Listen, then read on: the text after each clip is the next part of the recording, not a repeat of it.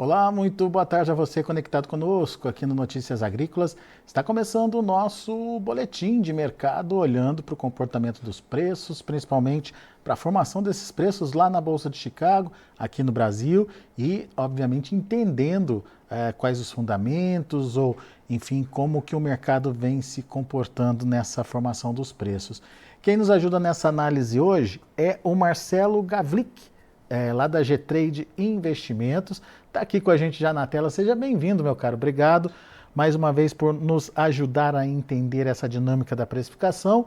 E olhando para Chicago, depois do respiro pequeno que a soja teve ontem, a sessão de hoje voltou a ser negativa, né, Marcelo? Você estava me contando que é, com a queda de hoje a gente volta a preços de 2 semanas atrás, de 15 dias atrás, é isso mesmo? Conta melhor para a gente o que está acontecendo e principalmente a motivação desse derretimento dos preços aí nos últimos dias. Seja bem-vindo. Muito boa tarde, obrigado por mais um convite, estamos sempre aí. Então, se for olhar no gráfico semanal, não a semana passada, a anterior, a soja fez um movimento bonito de alta, né? Foi testar regiões importantes ali de resistência, mas infelizmente ela não conseguiu passar, né? Se a gente olhar no contrato contínuo, ele bateu ali no 10,70, 10,80, que é a soja novembro, que é a soja da vez, né? Olhando mais nas mais longas lá para maio, ele bateu 11,20 ali, 11,10, não conseguiu superar essa região. E aí, na semana passada, entregou metade dessa alta e hoje, fechando hoje, fechou no pé daquela barra da semana retrasada. Então, entregou essa alta recente, né? Agora, o que a gente enxerga é que, olhando o gráfico, né, a gente trabalha com várias questões, fundamentos, gráfico, timing de mercado, né, sazonalidade. Olhando puramente gráfico, parece um ponto bem interessante, porque ele formou fundo lá em setembro, e aí fez um movimento de recuperação, bateu, voltou, então ele traçou um canal de alta, né? Se a gente for pegar, tem vários pontos que coincidem naquele 10,80 ou 11,20, conforme o contrato, e ganhando essa região, ele ganha um bom potencial de alta para ir no 11,20 no contrato da vez, né? Ou lá da frente pode ir a 11,60, 80, até, quem sabe, buscar os $12, né? Graficamente é isso, né? Claro que precisa de algum impulso a mais, né? Então, apesar dessas quedas, né, para quem tá mal, para quem não está posicionado ainda, parece ser um bom ponto de compra, né, pela sazonalidade e graficamente. Então, graficamente, ele tem condição de voltar a subir, então. Isso, se a gente olhar o desenho gráfico, né, Olha. puramente gráfico, é um bom ponto, é um bom ponto. E até a gente, analista falando que está em promoção, aproveita que está em promoção. Boa. Ô, Marcelo, mas em termos de fundamentos, tem alguma coisa no radar que pode dar esse impulso aí e de repente agilizar esse processo? Então, dizem que esse movimento, né, sempre tem explicações para os movimentos, mas muitas vezes é um fundo operando, uma coisa diferente, mas o pessoal sempre acha uma justificativa para o que aconteceu, né? Aí estão dizendo que as chuvas aqui ajudaram a cair, a colheita mais rápida do que o histórico nos Estados Unidos ajudaram a derrubar os preços, né? Ao mesmo tempo, a gente acompanha a posição dos fundos de investimento, eles estavam muito vendidos, então eles zeraram, né? Eles não estão mais vendidos até na somatória, no balanço, no net que a gente chama, os fundos viraram comprados, né? Agora, sim, o fundo ter virado comprado pode ser um tiro no pé, porque pode ser uma realização de lucro para eles voltarem a vender. Então, a gente tem que ficar atento, porque às vezes um fator que parece altista, de repente ele vira baixista, né? Então, assim, o que que a gente teria? A própria sazonalidade, que indica que faz movimentos de recuperação normalmente a partir de outubro, para a soja de Chicago, né? A demanda tende a migrar para lá, a China está feita lá outubro, já comprou uma boa parte do novembro, mas eles estão bem descobertos no novembro, dezembro até a entrada de janeiro. Como a gente vai ter menos soja cedo, então existe uma demanda, né, mais imediata. Isso até se reflete nos prêmios, né? Se a gente for ver como estão os prêmios aqui, hoje eles estão 140 acima, né? Chegou no janeiro, ele já está 40, fevereiro 40. E aí, março em diante já está 10, teve até dia de estar na paridade, né? 0 a 0 com a Bolsa de Chicago. Então, o próprio prêmio desenha esse movimento. Então, essa demanda chinesa, se ela vier, o Brasil está com dificuldades, né? A gente até tem um pouco de produto, mas a gente quer vender muito caro, o produtor está segurando, a logística não está ajudando no Arco Norte. e a Argentina também, o farmer selling deles está atrasado, eles estão segurando, né? O produtor está segurando bem, então quem tem soja hoje são os americanos. Então, se a demanda chinesa vier, tende a vir de lá. Então, isso ajuda, junto da sazonalidade, ajuda a puxar, né? Então, temos sazonalidade, a presença da China que pode vir, ou eles podem reduzir o esmagamento deles e segurar para nossa janela também, sempre tem essa possibilidade da demanda dar uma contida, segurar, queimar estoque para não ter que pagar mais caro. E aí depois, né, junta todos esses fatores com o ponto gráfico, né, tem várias questões que podem ajudar, né? E tem uma em especial que amanhã a gente vai conhecer, que vem do relatório do USDA. Possibilidade de redução diária de produção lá nos Estados Unidos. Isso está no radar de vocês? O que pode significar e o que justificaria uma possível redução da produção por lá, Marcelo? Exatamente. Amanhã tem o relatório do USDA, né? E a gente acompanha as expectativas dos analistas, né? Tem várias consultorias privadas, analistas que estimam o que o USDA vai trazer. E a gente olhando, eles estimam um leve corte na produção, na produtividade e um corte na área colhida. E isso tiraria a safra americana de 124 e alguma 124,8 milhões de toneladas para casa dos 120. Então, um corte de 4 a 5 milhões de toneladas, né? Um corte bom que ajudaria também esse movimento de alta de Chicago que o gráfico vem armando, né? Mas o USDA, a gente sempre tem que cuidar porque ele tem Fica que com ser o pé muito atrás, né? parcimonioso, ele não pode fazer nenhum movimento agressivo porque impacta muito, né, na oferta e a demanda do mercado, né? Pode afetar muitos preços. Então, às vezes ele acaba frustrando, o mercado espera um corte no 120, mas às vezes vem 123, ou às vezes nem corta, deixa para cortar mais para frente, né? Para ver porque o que justifica essa expectativa de corte é que no final do ciclo ficou quente e seco lá nos Estados Unidos. Então, até por isso, a colheita lá está adiantada, né? Adiantou, ficou seco e trouxe a soja, então, colheita adiantada. E também não se sabe o impacto na última soja, que ainda estava ali enchendo o grão, quando pegou esse calor e essa falta de umidade, né? Então, esses fatores fazem os analistas estimarem um corte na produção, na produção, na oferta da soja americana. Mas a gente tem que sempre cuidar. Se cortar menos do que o projetado, ele pode ser baixista, porque o Pois mercado já é. está com o pé no 120. Aí vem 122 e fala, cortou, mas cortou menos. Então, um fator que parece altista, ele acaba sendo baixista, né? Certeza. Então, portanto, esse relatório de amanhã, que aparentemente não teria grande relevância, passa a ser observado mais de perto por conta dessa possibilidade de ajuste de produção por conta desse calor de final de ciclo nas lavouras americanas. Isso poderia comprometer principalmente a etapa final de produção lá e, consequentemente, reduzir a oferta. Certo, Marcelo? Exatamente. Sempre ficar muito de olho com a expectativa do mercado, né? Então, espera corte. Se não cortar, é negativo, né? Pois Se é. cortar menos do que esperado também. É.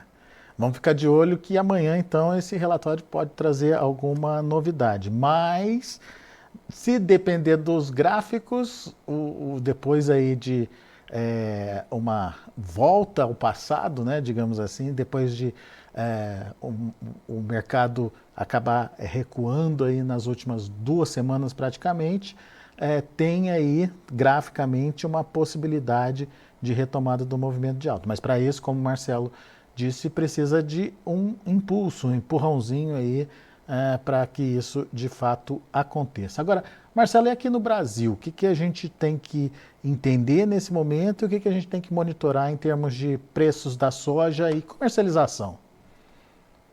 É, a gente sempre separa, né, os três pilares da precificação da soja: Chicago, prêmio e dólar, né? Chicago já falamos bastante aqui. O dólar é muito difícil falar sobre o dólar, né? Ele pode ser que sim, pode ser que não, né? Então tem tanto analista falando que o dólar está caro, que vai cair, porque o spread de juros, né, a diferença do nosso juro subindo e o americano caindo, traz dinheiro para cá, esse dinheiro melhora, dá mais firmeza ao real, então o dólar cairia. Ao mesmo tempo tem o fiscal, que está bem descontrolado, preocupa bem o mercado. Então o dólar, né, pode ser que sim, pode ser que não. Hoje, na casa dos 5,60, a gente olha um dólar ali para fevereiro, março, na casa dos 5,70. Então, se você for fazer negócio de grãos para safra nova, você vai pegar um dólar de 5,70 na curva. Então, bom. É um dólar interessante. Pode ir a 6? Pode ir a 6, mas no curto prazo, ele bateu no 5,70 e sentiu, ficou ali, voltou no 5,40, está trabalhando nessa casa aí, nessa faixa, 5,40, 5,60. Então você vai estar garantindo 10 centavos a mais do que você tem hoje, né? Às vezes, para quem não é tão autista, assim, é interessante já fazer comercialização mais pensando em travar o dólar também, né? E aí sobrou o prêmio. O prêmio, como eu falei um pouquinho antes, o prêmio do spot, que é o da vez agora, né, o grão hoje, ele está bem, bem forte, né? Tá um prêmio bom, 140 acima, dependendo, né? E esse movimento, o prêmio cai, né? A curva futura do prêmio cai a partir de que a gente entra nos meses da nossa colheita. Hoje a gente tem ainda prêmios positivos até março, abril, maio, né?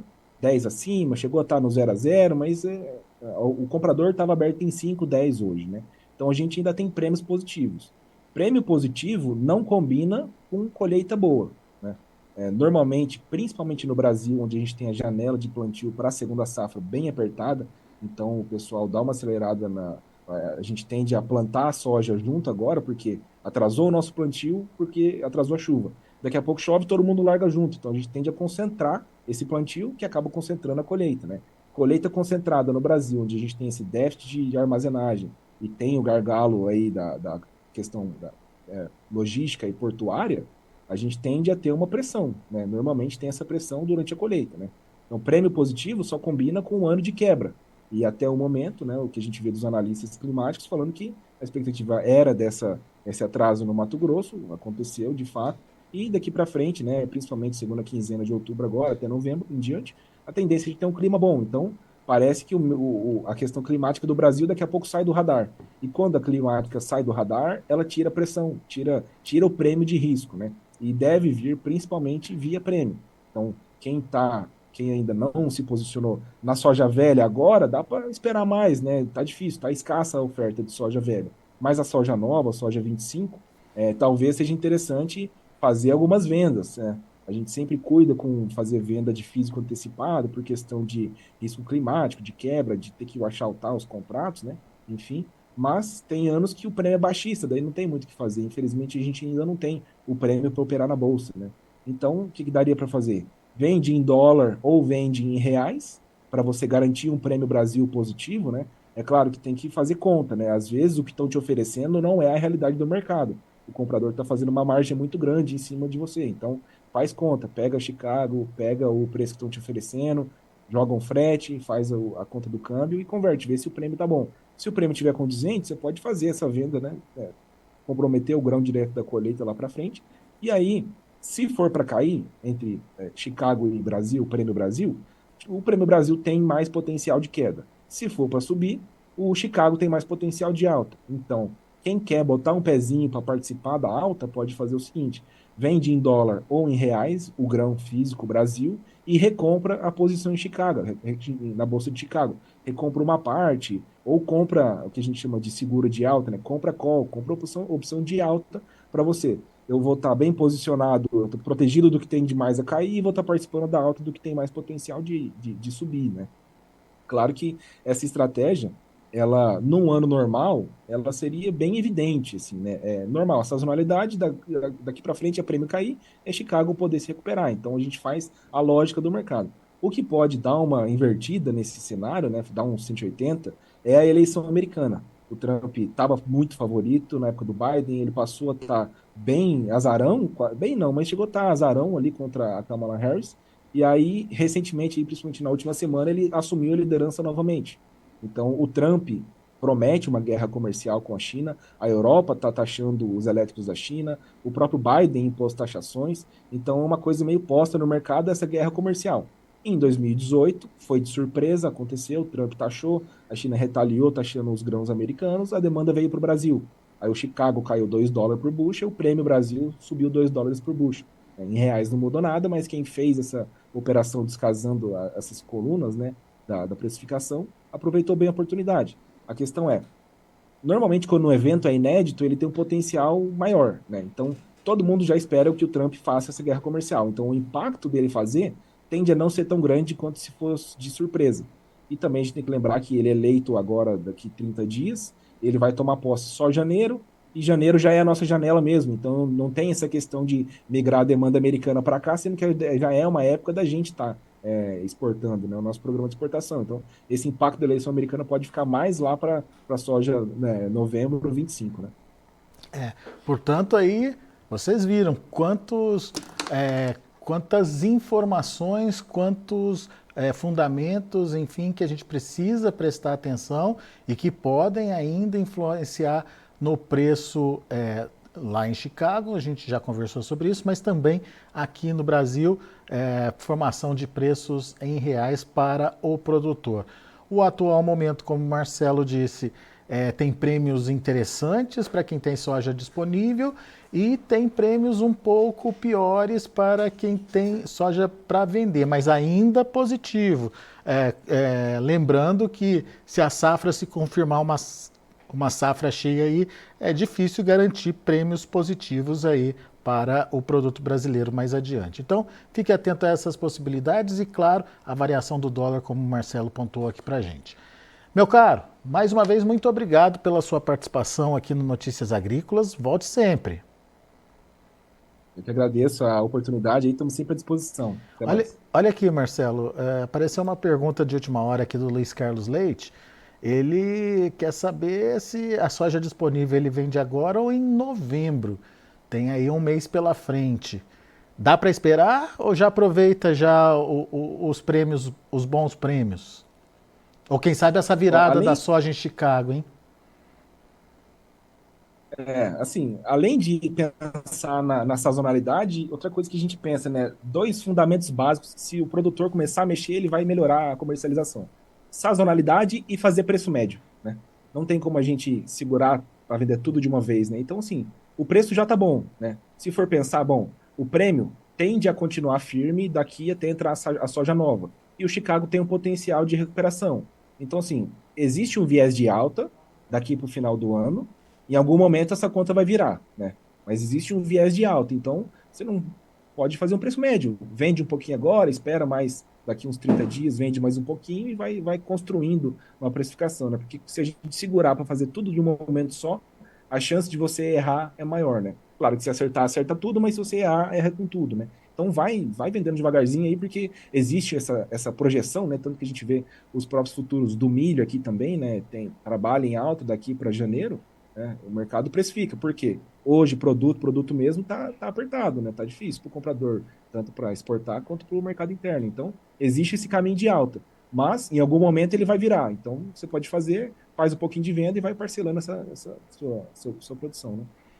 Tá dado o recado, Luiz Carlos, obrigado aí pela participação aqui, pela pergunta. Lembrando você que está conectado com a gente pelo chat do YouTube ou pelo YouTube, não se esqueça de fazer a sua inscrição no canal, deixar seu like e acionar o sininho ali para que sempre que a gente estiver com os nossos especialistas aqui, os nossos convidados, você possa interagir como fez agora o Luiz Carlos Leite. Obrigado, Luiz, pela participação. E Marcelo, obrigado, agora sim, obrigado pela participação mais uma vez conosco aqui no Notícias Agrícolas. Volte sempre. Eu agradeço mais uma vez, estamos sempre à disposição. Forte abraço, tudo de bom. Valeu. Tá aí, Marcelo Gavlik, G-Trade Investimentos, aqui com a gente, trazendo as expectativas para o mercado da soja em dia que antecede a divulgação do relatório do USDA. Vamos ver se vem alguma correção aí do relatório. E o Marcelo lembrou, o mercado reage de acordo com as expectativas. E se existe a expectativa de se cortar a produção lá nos Estados Unidos, a gente vai confirmar isso amanhã na hora da divulgação, se de fato vem o corte do tamanho que o mercado esperava, menor ou maior, e isso pode sim influenciar em termos de fundamentos o mercado da soja. Mas graficamente, segundo o Marcelo, estamos num posicionamento favorável para um movimento de alta. Precisa apenas dar start aí a esse movimento. Então, temos aí duas análises diferentes, a análise gráfica e a análise de fundamentos, juntas numa análise para o mercado da soja trazida pela G-Trade Investimentos. Deixa eu passar para vocês como estão encerrando as negociações lá na Bolsa de Chicago. Primeiro a soja, depois a gente olha milho e trigo também.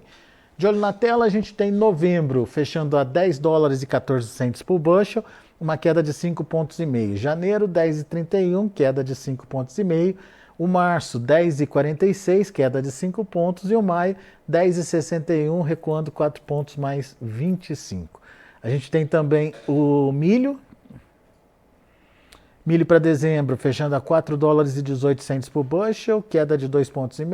Para março, 4,36, queda de 1 ponto mais 75. Para maio, 4,45, queda de 2,25. A mesma queda para julho, que fechou a 4,51. E finalmente o trigo. Trigo positivo, dezembro 6 dólares e 3 centes por bushel, quase 5 pontos de alta. O março 6,26, 4,25 de elevação, o maio 6,38, alta de 3 pontos mais 75 e o julho 6 dólares e 44 centes por bushel, alta de 2 pontos mais 75. São os números, portanto, de fechamento do mercado lá na Bolsa de Chicago. A gente vai ficando por aqui. Agradeço a sua atenção e a sua audiência. Daqui a pouquinho tem mais informações para você no Notícias Agrícolas. Continue com a gente. Notícias Agrícolas, informação agro relevante e conectada.